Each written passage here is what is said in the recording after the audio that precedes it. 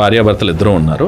వాళ్ళకేమో 5 సంతానం. ఎవరైతే వాళ్ళ భర్త ఉన్నారో ఇలా ఆవిడ దగ్గరికి వచ్చి పలానా సాధు అక్కడ ఏరు పక్కన కూర్చొని ఉన్నారు, పాపం ఆయన తినకుండా ఉన్నాడు అని చెప్పారు. చెప్తే సరేనమ్మా అని అనుకుని 10 క్యారేజీ తీసుకుని ఇప్పుడు వెళ్ళేసరికి అక్కడ ఏరు అడ్డు వస్తే అండి ఏరు అడ్డు వచ్చిందండి, మరి ఎలాగండి, ఈయన మంచి బ్రాహ్మణుడు. సరే ఓ పని చేయి, నిత్య బ్రహ్మచారి అయినా నేను ఇలా ఆదేశిస్తున్నానని చెప్పి నీళ్ళు ఇవ్వాను. ఇలాగా నా భర్త ఇలా చెప్పారని సేమ్ నిత్య బ్రహ్మచారి అయిన పలానా ఆయన ఇలా ఇచ్చారు అని నీళ్ళు వేయగానే ఏరు తప్పుకోగానే ఈవిడ వెళ్ళి భోజనం పెట్టేస్తుంది. ఆయన శుభ్రంగా అన్ని తినేస్తాడు. మళ్ళీ ఏరు అడ్డు వస్తుంది. స్వామి ఏరు అడ్డు వచ్చిందని అంటే అన్నం తినకుండా ఉపవాసం ఉన్న నేను ఆదేశిస్తున్నానని చెప్పి నీళ్ళు ఇవ్వమ్మా అని అంటాడు. ఇంటికి వచ్చేసి క్యారేజీ పెట్టేసింది. ఆ డౌట్ ఏంటంటే ఆయన దగ్గరికి వచ్చి అడుగుతుంది అనమాట, మీరు నిత్య బ్రహ్మచారి ఏంటంటే మీరు 5 పిల్లలు కానీ మీరు బ్రహ్మచారి అలా అవుతారు అని అప్పుడు ఆయన చెప్పాడు, నేను నా మనసులో ఎప్పుడు బ్రహ్మచారిగానే ఉంటాను. ఇక్కడ పరిస్థితులు ఏం చేసినాయి అంటే పెళ్లి చేయటం వల్ల ఈ కార్యక్రమాలన్నీ జరగటం వల్ల నేను సంతానం ఇవన్నీ నేను కన్నాను, నేను చేశాను. బట్ మనసులో నేను చేసుకోవాలన్న కోరిక నాకు లేదు. సేమ్ ఆయన కూడా ఎలా అని